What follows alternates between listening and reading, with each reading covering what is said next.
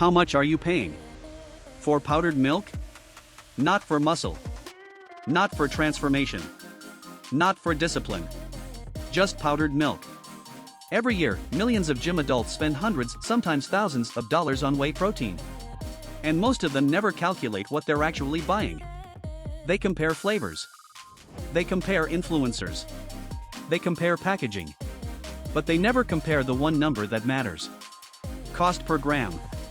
The supplement industry doesn't need you to understand protein. It needs you to believe in it. Believe that expensive means better. Believe that premium means faster results. Believe that more scoops mean more muscle. But what if I told you? Most people are overpaying by 20, 30, even 50%? And they don't even know it. In this documentary, we're breaking down the illusion, the science, the strategy, and the mindset shift that separates smart athletes from marketing targets. Because muscle is built in the gym, not at the checkout counter. And by the end of this video, you'll never buy whey protein the same way again. Walk into any supplement store. Rows of massive black tubs tower above you like trophies. Aggressive fonts. Lightning graphics. Metallic labels. Words scream at you. Ultra premium. Elite formula. Pro performance. You pick up the container. Flip it around. Look at the price. And somehow, $80, $90, even $120 feels normal. That's the illusion. Because whey protein wasn't born as a luxury product. It began as waste. When milk is turned into cheese, it separates into two parts. Solid curds, called casein. Liquid, called whey. For decades, whey was discarded. Poured away. Treated as excess. Today, it's packaged in matte black containers and sold as a symbol of dedication. So what changed? Not the science. The marketing. The fitness industry realized something powerful. People don't just buy supplements. They buy transformation. And once transformation becomes emotional, price becomes secondary. That's how a dairy byproduct becomes a premium lifestyle item. Think about your first months in the gym. You were motivated, focused, hungry for progress. And somewhere along the way, someone told you, if you're serious, you need protein. Not food. Not consistency. Protein powder. It became a ritual. Workout. Shake. Repeat. And slowly, without realizing it, whey became part of your identity. Carrying a shaker bottle meant you were disciplined. Buying the expensive brand meant you were committed. But here's the uncomfortable truth. Your muscles don't recognize brands. They recognize amino acids. They don't care about logos. They don't care about influencer endorsements.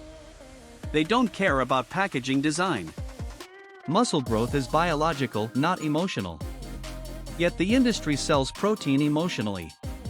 Because emotional buyers don't calculate. They trust. And trust can be expensive. Let's slow this down and think long term. Suppose you train consistently. 1 tub per month. If you overpay by just $20 each time, that's $240 per year. In 5 years? $1,200. And that's a conservative estimate.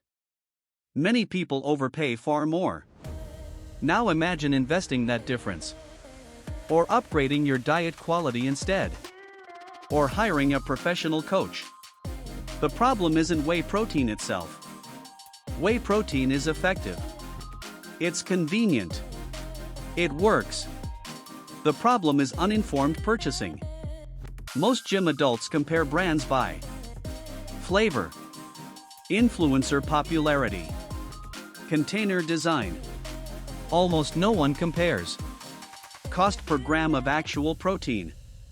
And that single calculation is the difference between a smart athlete and a marketing target. This documentary isn't about attacking supplements. It's about exposing pricing psychology. Because once you understand how the system works, you stop being manipulated by it. And once you stop being manipulated, you start keeping more of your money. In part 2, we'll break down whey scientifically. What it actually is. What the real differences are between concentrate and isolate. And how brands use complexity to justify higher prices. Because the moment you understand the science, the illusion starts to disappear. Let's strip away the branding for a moment. No labels. No endorsements. No dramatic packaging. Just milk. Milk contains 2 primary proteins. Casein, which makes up roughly 80%. Whey, the remaining 20%. When milk is used to produce cheese, enzymes cause it to curdle. The solid portion becomes cheese. The liquid left behind? That's whey. For years, whey was considered industrial waste. It had little commercial value. Dairy producers had to find ways to dispose of it. Then science stepped in. Researchers discovered something powerful. Whey protein is rich in essential amino acids, particularly leucine, the amino acid that triggers muscle protein synthesis. In simple terms, leucine tells your body to start repairing and building muscle tissue after resistance training. That discovery changed everything. Suddenly, the waste had value. And once filtration technology improved, whey could be dried into powder, stable, transportable, marketable. But here's what matters. The biological mechanism of whey protein does not change based on branding. The amino acid profile of properly manufactured whey remains fundamentally similar across reputable producers. Your body responds to amino acids, not price tags. Now we enter the most misunderstood part of whey purchasing. You've likely seen 2 major types. Whey protein concentrate. Whey protein isolate. Let's break them down clearly. Whey concentrate typically contains 70 to 80% protein, small amounts of lactose, minimal fat. Whey isolate typically contains 90% or more protein, very low lactose, further processed and filtered. Because isolate undergoes additional filtration, it costs more to produce. But here's the question that almost no one asks. Do you actually need isolate? If you are lactose intolerant, isolate can reduce digestive discomfort. If you are in a very strict calorie cutting phase, isolate provides slightly more protein per scoop. But for the majority of gym-going adults, healthy, non-lactose sensitive individuals, concentrate performs extremely well. The difference in muscle growth between quality concentrate and isolate is minimal when total protein intake is adequate. Yet the price difference can be significant. Marketing presents isolate as cleaner, leaner, superior. But superior for whom? For elite competitive athletes shaving every calorie? Or for everyday gym adults trying to build muscle efficiently? Many people upgrade not because they need it, but because it sounds advanced. And advanced sounds worth paying for. Now we reach the most important concept in this entire documentary. Cost per gram. Not cost per scoop. Not cost per serving. Not cost per container. Cost per gram of actual protein. Here's how it works. Step 1. Look at the nutrition label. Find the total protein per serving. Step 2. Multiply that by the number of servings in the container. Now you know how many grams of protein you're actually buying. Step 3. Divide the price of the tub by that total protein amount. That number, cost per gram, is the real comparison tool. 2 tubs can look dramatically different on a shelf. One may feel premium. One may feel budget. But once you calculate cost per gram, you remove emotion from the decision. You see numbers. And numbers don't respond to marketing. For example, a $90 tub containing 2,100 grams of protein versus a $60 tub containing 2,000 grams of protein. the expensive one may feel superior. But when calculated properly, the difference may be unjustified. This is where consumers regain control.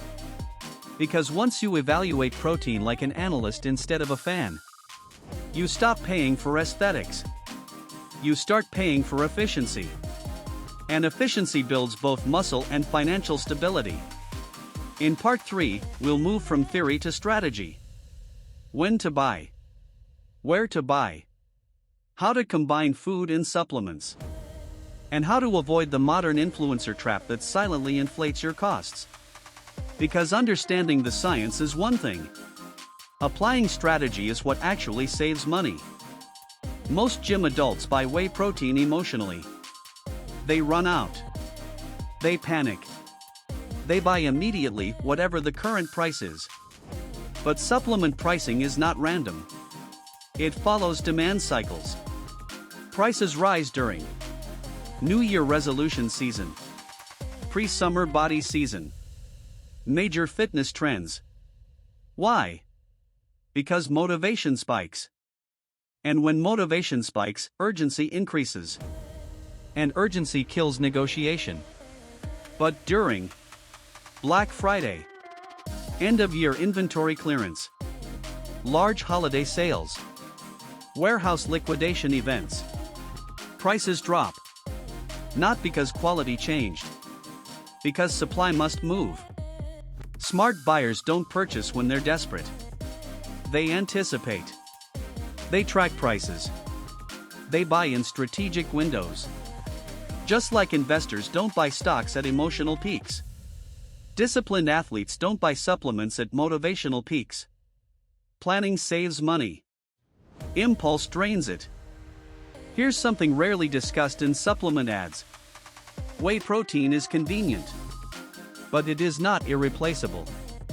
Your body doesn't know whether amino acids came from eggs, chicken breast, Greek yogurt, lentils, milk, or a shaker bottle. It recognizes protein structure. That's all. In many countries, Whole Foods can match or even beat whey protein in cost per gram, especially when purchased in bulk. The problem? Convenience bias. Mixing a shake takes 20 seconds. Cooking takes effort. And modern life favors speed. But speed costs money. Here's the smarter hybrid approach.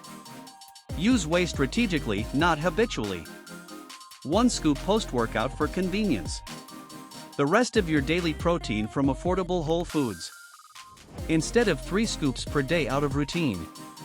Instead of replacing meals with powder. The goal isn't maximum supplementation. The goal is optimal protein intake at minimal cost. Efficiency builds muscle. Access builds expense. Now we enter the most powerful pricing driver in modern fitness. Social media. A person with a strong physique holds up a protein tub. They say, "This is the cleanest whey I've ever used." They share a discount code. And sales explode. But here's the part most viewers forget. Influencers are affiliates. They earn commission per purchase. Their income increases when you buy. That doesn't automatically mean the product is bad. But it does mean the recommendation is not neutral. In fact, influencer marketing has become one of the largest cost contributors in supplement pricing. Brands spend heavily on sponsorships. Those marketing expenses are built into the retail price. So when you pay more, you may be indirectly funding advertising, not improved amino acid profiles. How do you protect yourself? Ask better questions. Is there third-party lab testing? Is the protein percentage clearly stated? Is there evidence of amino acid spiking? Is the ingredient list transparent? You don't need the loudest brand. You need the most transparent one. The smartest athletes are not loyal to personalities. They are loyal to numbers. Because muscle growth is governed by biology, not popularity. In part 4, we'll zoom out. Beyond pricing. Beyond marketing. and address the bigger mindset shift. How much protein do you truly need? How much is too much? And why overspending often comes from overestimating your requirements. Because once you understand your actual needs, the pressure to overconsume and overpay disappears. Now we arrive at the question almost no supplement brand wants you to calculate. How much protein do you actually need? Because if you don't know the answer, you are vulnerable to overconsumption. And overconsumption leads to overspending. Scientific research across multiple resistance training studies consistently shows for muscle growth, most adults need between 1.6 to 2.2 grams of protein per kilogram of body weight per day. Let's translate that. If you weigh 70 kilograms, you need roughly 110 to 155 grams per day. If you weigh 85 kilograms, you need roughly 135 to 185 grams per day. Not 250. Not 300. Not as much as possible. More protein does not equal unlimited muscle. After a certain point, additional intake provides diminishing returns. Your body can only synthesize muscle tissue at a limited rate. Beyond that limit, extra protein becomes expensive excess. And here's where many gym adults unknowingly overspend. They assume more scoops equals more gains. But gains are driven by training stimulus, recovery, and total daily protein, not aggressive supplementation. If you're already meeting your daily requirement through food and 1 scoop, adding 2 more scoops doesn't accelerate growth. It accelerates cost. Knowledge protects your wallet. There's a subtle psychological shift that happens over time. When someone invests money into supplements, they begin to feel productive. Buying feels like progress. Shaking the bottle feels like discipline. But muscle is built through progressive overload, mechanical tension, sufficient sleep, consistency over years. Whey protein supports the process. It does not replace the process. You can buy the most expensive protein in the store. But if your training lacks structure, if your sleep is inconsistent, if your calorie intake is chaotic, that expensive tub won't compensate. On the other hand, a well-programmed training routine, adequate recovery, and total protein sufficiency, even from affordable sources, will produce results. The body responds to stimulus, not branding. It responds to nutrition, not price tags. This perspective shifts everything. Instead of asking, what's the most premium whey available? You start asking, what's the most efficient way to meet my protein target? And efficiency is where savings live. At its core, this entire discussion is about awareness. Whey protein is not the enemy. Marketing manipulation is.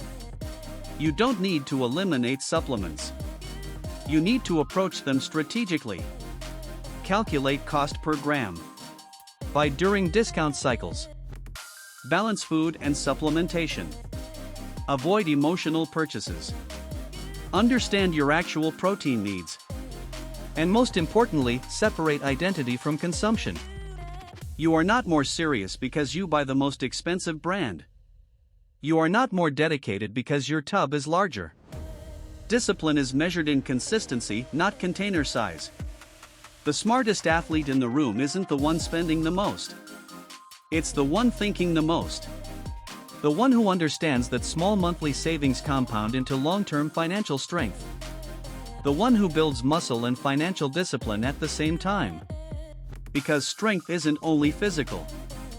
It's strategic. It's controlled. It's intentional.